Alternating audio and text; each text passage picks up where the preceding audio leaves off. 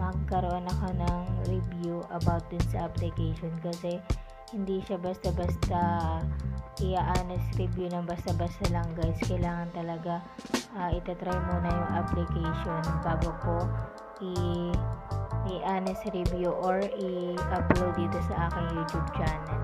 So ayan, nakakuha tayo ng $46.56 guys.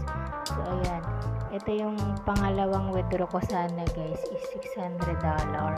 So ayan, nagintay ako ng 7 days para i-process yung $300 guys. So ayan, ipapakita ko sa inyo mamaya kung ano ang nangyari dun sa 7 days na pag-aantay ko dun sa $300.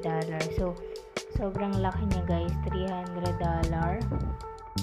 So nagtaka na ako nung una kasi malaki na talaga yung withdrawal dito is $300 tapos $600.